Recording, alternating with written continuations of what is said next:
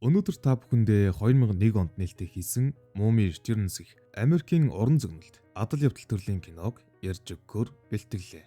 5,000 жилийн тэртээ Хилэнцгийн хаан хэмээх догшин дайчин агуу их цэргийг удирдан дэлхийг эзлэхээр дайнд морджээ. 7 жил үргэлжилж олон хүний амийг авч явсан дайн тулааны эцэст Хилэнцгийн хаан их цэрэгтэйгээ ялагдаж Аам ширийн ариун зүл рүү амь 104-жээ. Дэцхийн аргагүй Аагийн халуун наранд цэргүүд нь толгой дараалан өгж эцэст нь агуу дайчин хаан ганцаархнаа амьд үлдсэн. Хилэнцгийн хаан өөрөө өвхийн даваан дээр харанхуйн бурхан Анубистай гэрээ байгууллаа. Хэрвээ Анубис амийг нь нөршөөж дайснаа дарахад нь тусалвал сүнсээ өгөхөөр тохиролцжээ. Анубис түүний саналыг зөвшөөрч амийг нь нөршөөгөөд их цэргийг нь буцаан өгөв. Тэр цэрэг нь замдаа таарсан бүхнийг устгаж цусан үер буулгаж эхэллээ. Хүсэл нь биелсний дараа Анубис Хилэнцгийн хааныг өөртөө үүр зүтгүүлэхээр шийджээ. Тэгээд Хилэнцгийн хааны их цэргийг элсэн дор булшиллаа. Гэвч тэд өөрсдийг нь дахин цэрэг цагийг чимээгүйхэн хүлээж байсан юм. 1933 онд Оконнел Эвелийн нар хүү Алексийн хамт эртний Египтийн Тебс хотод хайгуул хийж байгаагаар кино маань эхэлдэг. Оконнел ханыг цөмлөж дотог шорцооход Эвелин би тэр зүүдийг зүүдэлснээсээ хойш энэ газрыг л үргэлж боддог болсон.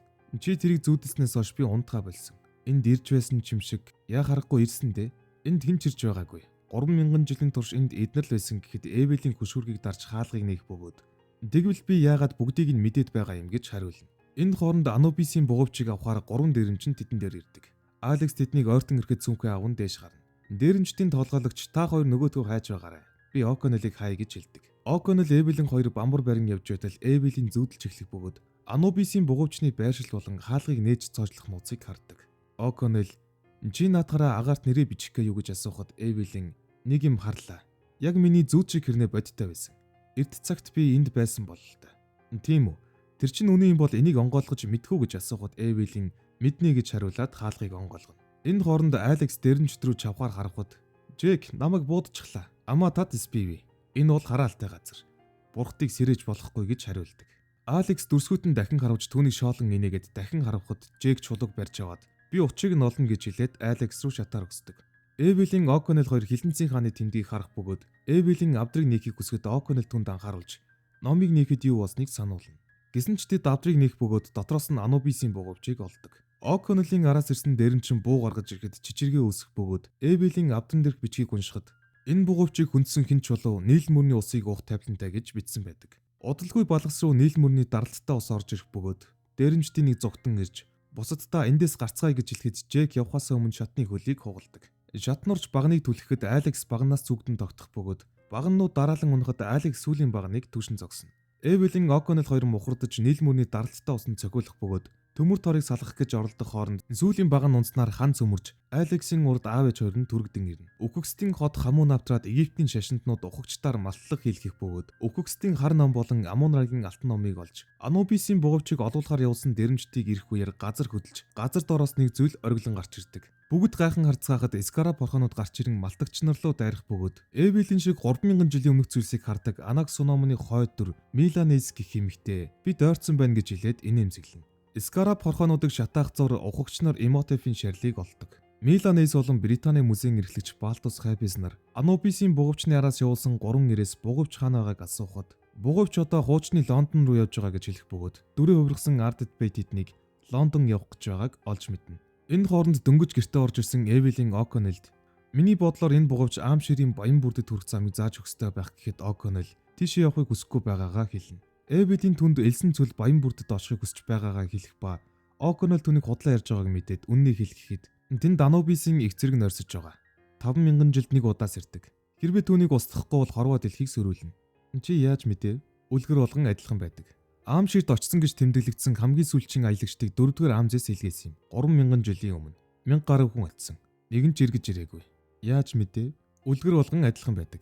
Александр, Цезар, Наполеон нар олоогүй. Гэхдээ бид тэднээс ухаантай, бас өндөр. Яг үнэн. Тийм учраас бид олж чадна. Өндөр учраас би чам таартай. Чи яллаа.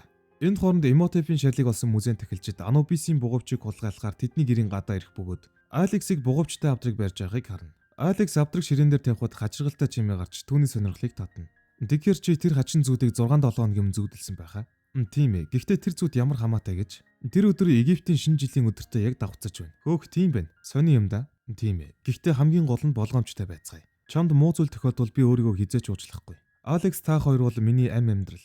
Энд хооронд Алекс авдрыг онгоолж бугуйчиг гартаа зүүх бөгөөд Гизагийн пирамид болон Карнахын цөлийг харддаг. О'Коннелл Эбелинийг үнсэх зуур Алекс бугуйчиг тайлах гэж оролдсон боловч тайлхдахгүй байсан учраас Эбелинийг ирэхээс өмнө авдар дотор тоглоом хийж цоожлоод ганцуугаа доошлуулж бугуйчиг нуун. Энэ хооронд Жонатан нэг эмэгтэйтэй өрөөнөөс гарч ирэх бөгөөд түүнд худлаа ирэн өнгөрөхөд музейн тахилчид түүн рүү дайж санал дээр суулгаад түүнийг О'Коннелл гэж андууран Анубисийн бугуйч хаанаагааг түүнээс асуув. Мила өрөөнд орж ирээд маш хүчтэй хортой могоог түн рүү ойртуулан сүрдүүлэх үеэр О'Коннелл орж ирэх бөгөөд нөгөө талд музейн тахилчдын нэг хүмүүстэйгээ Анубисийн бугуйчийг авахар Эбелийн Алекс хоёр руу ойртоход Ардет Бэй тэдэнд тусалгаар гарч ирнэ.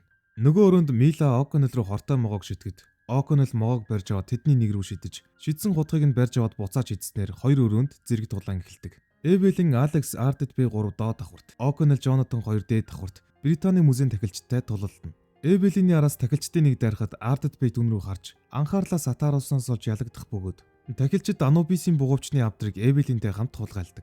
Жонатан О'Коннелл хоёр буута тахилчдаас зугтан цонхоор үсрэн гарч ирэхэд Анубисийн бугуйчны авдрыг Эбелинтэй хулгайлсан тахилчид тэдний хажуугаар машинтай давхин өнгөрнө. О'Коннелл араас нь гүөхэж оролдсон боловч үлдсэн тахилчид тэдэн рүү галан зугтдаг. Байшингаас Ардет Бэй Алекс хоёр гарч ирэхэд О'Коннелл Алексийг тэрвж зөөр эсхийг нь асуугаад Ардет Бэйг энд юу хийж байгааг юун хүмүүс тэдэн рүү дарж эхнэрийг нь хулгайсныг уурлан асуухад Ардет Бэй түнд зураг үзүүлж эхнэр чинь энэ хүний байгаа газар байгаа гэхэд Алекс зургийг хараад би энэ хүнийг таних юм байна. Британий музейн захирал байна гэж хэлэхэд тэд музей руу явах бөгөөд Ардет Бэй тэдэнд тэд өнөө мумыг бужнаас нь гаргасан.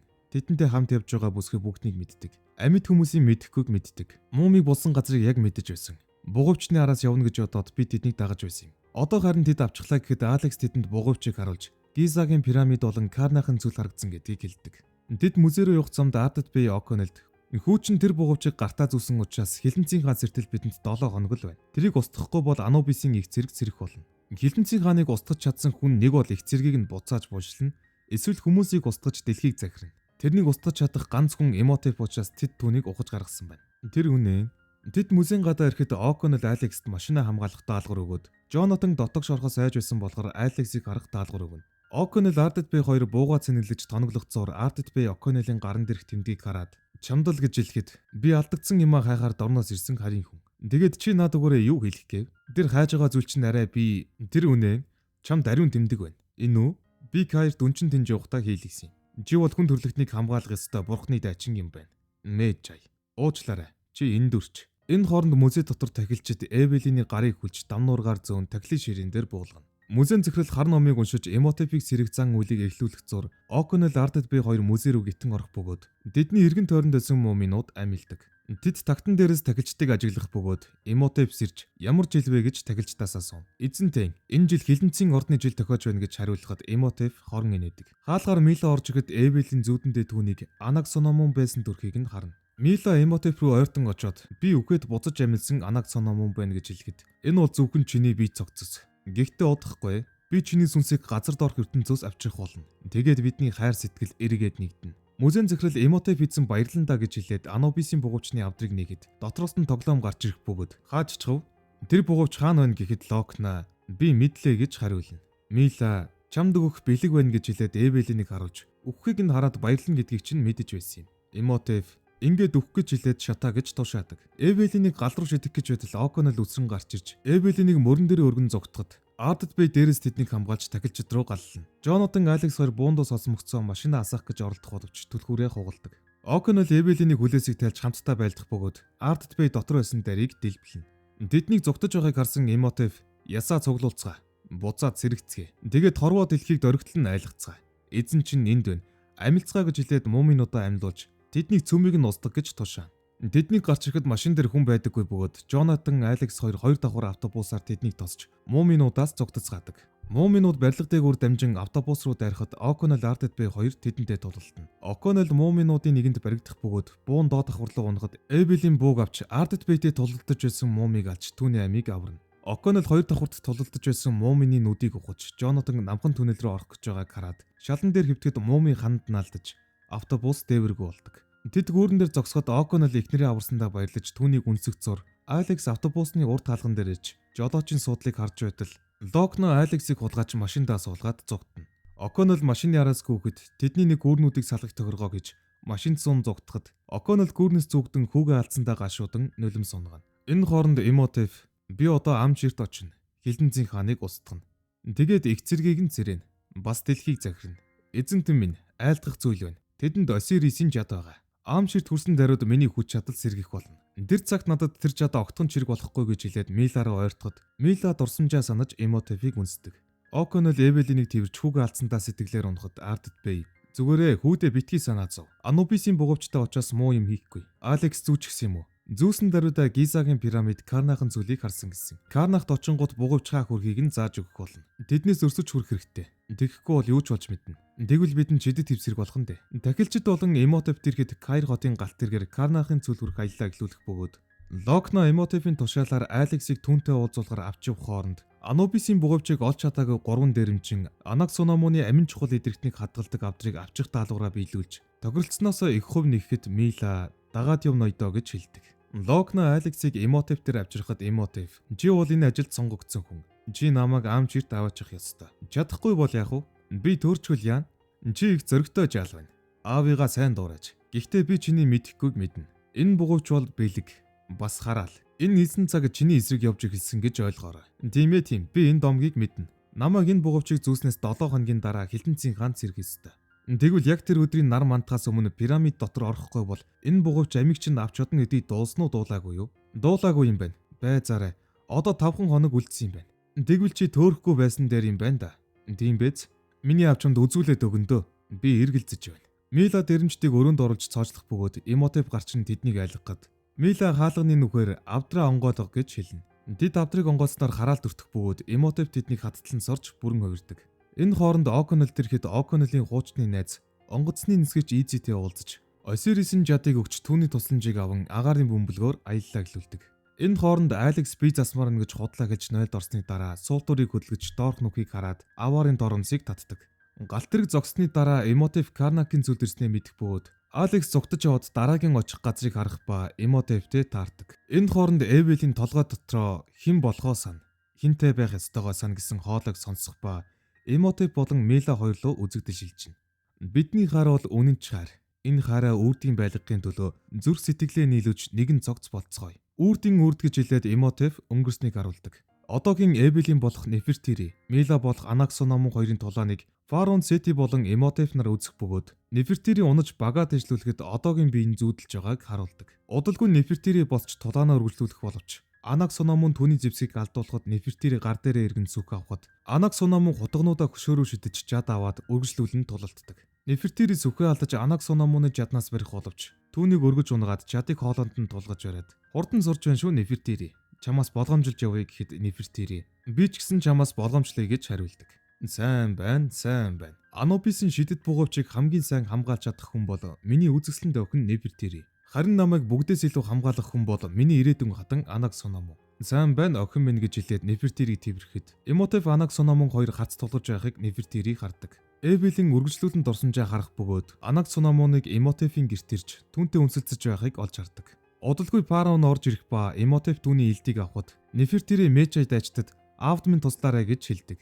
Анаксономон Эмотеф хоёр аавыг нь алахыг харсан Нефертири шоконд орж Эвелийн зүудэндээ агаарын бөмбөлгөөс үсрэх бөгөөд Оконол түүний араас үсэрч гарнаас нь барьж Жонатан Ардит Бэй хоёр Оконолыг барьж дээж татах зуур Мила үргэлжлүүлэн зүүдлэх бөгөөд амиа гүйтгэж байсан үеэ зүүдлэн ухаан алтгад Эмотеф үхсдийн хар номыг уншиж Анаксономоны сүнсийг газар доор ертөнцөөс авчран Милагийн биед оруулдаг. Эвелин бол Фараоныг унж харин Оконол бурхны дайчин. Хүүч нь аамчир түргэх хөдөж пирамидын 3 тал. Энэ бүхэн олон мянган жилийн өмнө эхэлсэн юм. Харин яаж төгсөх бол аяллаа замал бичигдсэн. Хүрх газар нь байхгүй. Хувь тавилан гэдэг санаандгүй тохиолдлоос огт өөр юм. Энэ хооронд Алекс элсээр дараагийн газрыг дүрсэлж зангиатайгаа үлдээсэн байхыг Оконол Эвелин болон Ардит Бэй олж хардаг. Алекс оцсон газар бүртээ дараагийн газрыг дүрслэн үлдээх бөгөөд Оконол тэрхэд араас нь явсаар байлаа. Алекс дараагийн тэмдгийг үлдээж байгаа Локнод баригдах ба Эмотеф Локна наад хүүгээ зүгээр байлга. Аав ээж хоёр чинь сайхан аялж яваа гэж хэлээд нийл мөрний усыг босгож Оконол тэрхэд рүү дайрдаг. Тэд баруун тийш огцсон мэргэлт гэж дайралтаас болтдогч. Эмотеф тэдний араас дахин дайрахад агаарын бөмбөлгний хий дуусч дайралтанд өртөөд ам ширийн баян бүрдэд газарддаг. Ардит Бэй мэдээлэл хүргэхээр Мечай нар руу явуулсан шувууг Локна буудаж хөнөөдөг. Ардит Бэй буундууг сонсоод нөгөддөө мэдэгдэх хэрэгтэй гэхэд Оконол хүүг аврахад минь туслаачтай гэж ятгахад Ардит Бэй эхлээд түн туслахаар шийддэг. Шөнө болоход Эмотеф болон тахилчид баян бүрд рүү орж ирнэ. Ардд Бэй Жонотонд Анубисын дайчдаг хөнөх ганц арга бол толгойг нь таслах гэж хэлдэг. Оконел Эвелин хоёр буугаад сэнэглэх ба Оконел түнд мөрөндөө буугаад тулгаж байгаад сайн унилж байгаад буудаарэ гэж захиад түүнийг үнсчээд хүүгээ хайхаар төрүүлж явна. Энд хооронд музейн захирал Имотевт эзэнтэй одоо энэ жаалыг тонилгочих уу гэхэд Имотев Анубисын их зэргийг сэрээхийн тулд бугуйч нь хэрэгтэй гэж хариулдаг. Удалгүй жижигхэн биетэй муумжсан пигминууд тэдэн рүү дарахад бүгд таран зогтно. Алекс Ава гэж орлоход Оконел түүний зүггүйж Эвелин түүний арыг хамгаалan бууддаг. Локна Алексийн гарыг завчих гэж орлоход Оконел Алексийг үүрэнгүйж Ардд Бэй Локнатай халз тулалдан ялж түүнийг хорооход тахилчдын нэг түүн рүү буудах гэж ордсон боловч Жонатан тахилчийг буудаж амийг нь авардаг. Оконел гүйж явсаар Алексийг ээжтэй нь уулзуулахад тэд баярлцгаах боловч Алекс нар мантахаас өмнө пирамид руу орж чадахгүй бол бугуйч амийг нь авна гэдгийг хэлдэг.